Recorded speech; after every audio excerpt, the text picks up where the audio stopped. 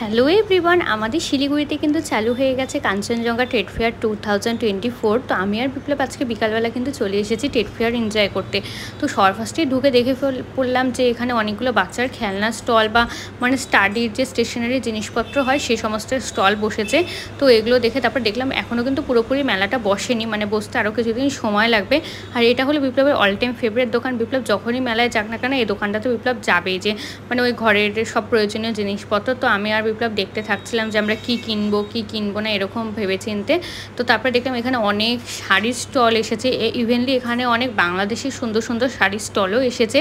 তো আগে গিয়ে আমিও তোমাদের সাথে ব্লগে শেয়ার করবো শাড়িগুলো। আর শাড়িগুলো কিন্তু খুবই সুন্দর, আর ওরা কিন্তু প্রচণ্ড হাই প্রাইস চায় আর প্রচুর পরিমাণে বার্গেনিং হয় এখানে। দেখো একটা ছেলের জামা কাপড়ের স্টলও এখানে এসেছে, আর এখানে কুর্তিগুলো 150 করে আছে। তো আমি বিশেষত কুর্তি পরতে খুব বেশি ভালোবাসি না, তাই আমি নিলাম না। ব্যাগের স্টল আরও অনেক কিছু বাচ্চাদের গাড়ি সেগুলো এখনও বসেনি। তারপর বন্দুক দিয়ে বেলুন ফাটানো এরকমও অনেক স্টল, পুরোপুরি মেলাটা এখনও মানে বসেনি।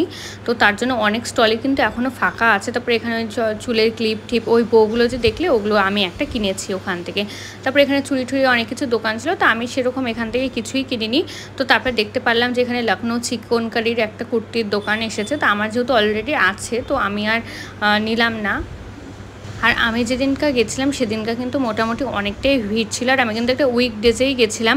তারপরে এই দোকান থেকেও আমি দেখলাম যে 20 টাকা করে প্রচুর মানে ঘরের জিনিসপত্র সব কিছু 20 টাকা করে। তো মোটামুটি অনেক কিছুই ভালো ভালো ছিল। তো আমার নেওয়ার মতন সেরকম কোনো কিছুই ছিল না।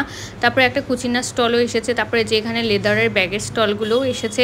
তারপর ফুড স্টল কিন্তু এখানে খুব ভালো ভালো এসেছে। একটা মানে ফিশ ফ্রাইয়ের দোকান এসেছে, যেখান থেকে আমি বাটার ফিশ ফ্রাই ট্রাই করেছি, তোমরা আগে দেখতে পারবে, খুব টেস্টি ছিল। তারপরে এখানে ওই কচুরি, পাওভাজি, চাট এগুলোর সব জিনিসপত্র এসেছে। তারপর এই দোকানটার থেকে আমরা দেখলাম যে এই দোকানেও অনেক ভালো ভালো কাপ প্লেট আছে। এতে একটা মকটেলের দোকানও এসেছে।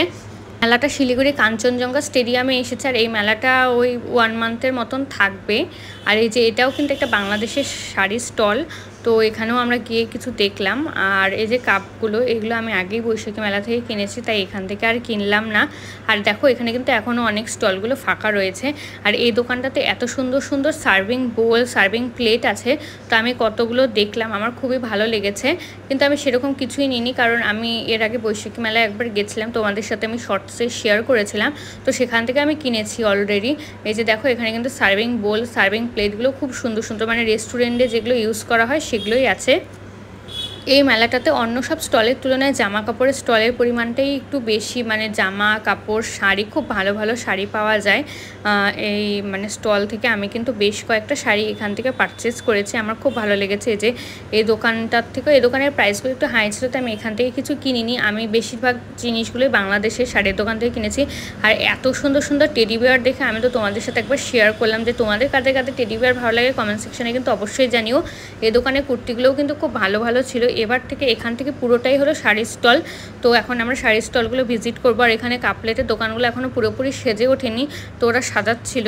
আর রবিবারে আমাদের এখানে মেলায় এত পরিমাণে ভিড় হয় যে কোনো কিছু ভালো মতন দেখা যায় না। তো তোমরা যারা আসতে চাও রবিবারটা অ্যাভয়েড করারই চেষ্টা করো।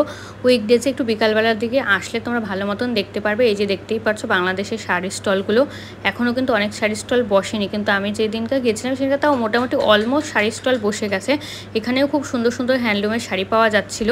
তো আর এখানে হলো খাদির বেডশিট, বেড কভার এগুলো পাওয়া যাচ্ছিলো। এই দোকানগুলো এখনও বসেনি, দোকানগুলো ওরা সাজাচ্ছিল। আর এখানে এর পাশের দোকানটার থেকে আমি হচ্ছিল অনেকগুলো শাড়ি দেখছিলাম। আর এখানে কিন্তু ব্যাগের কালেকশনগুলো খুব অসাধারণ অসাধারণ ব্যাগ ছিল। যারা ব্রাইডাল পারপাসের জন্য নিতে চাও তারা কিন্তু অবশ্যই দেখতে পারো। আর এই দোকানের শাড়িগুলো আমার খুব ভালো লাগছিলো, খুব সুন্দর সুন্দর শাড়ির কালেকশন ছিল। আচারের দোকান, হ্যান্ডমেড সোপ, অনেক কিছু দোকানে কিন্তু এখানে এসেছিলো।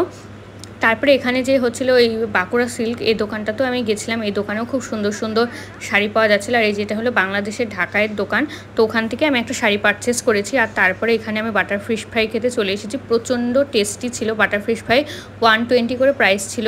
আর একটা হলো চিংড়ি পকোড়া নিয়েছিলাম, ওটাও খুব টেস্টি ছিল। তো দুটোই আমার খুব ভালো লেগেছে।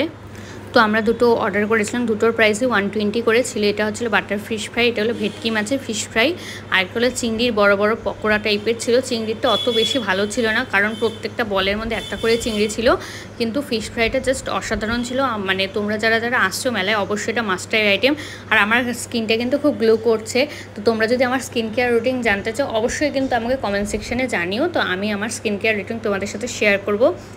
এই দোকান থেকে লাস্টে একটা মানে এত মেলা ঘোরার পরে তো গলা শুকিয়ে গেছে বকবক করতে করতে, তো তার জন্য একটা মশলা কোক অর্ডার করে নিলাম। আর মশলা কোক খেয়ে তো ভিতরটা অনেক শান্তি হয়ে গেল। আর দেখো বানাচ্ছেও কিন্তু ওরা খুব সুন্দর করে। এটা 50 রুপিস প্রাইস নিয়েছিল, কিন্তু কোকটার খুব বেশি মানে যাচ্ছিল না, মানে মোটামুটি ছিল। আর আজকের ব্লগটা এখানেই শেষ করছি। ভালো লাগলে আমার চ্যানেলটাকে অবশ্যই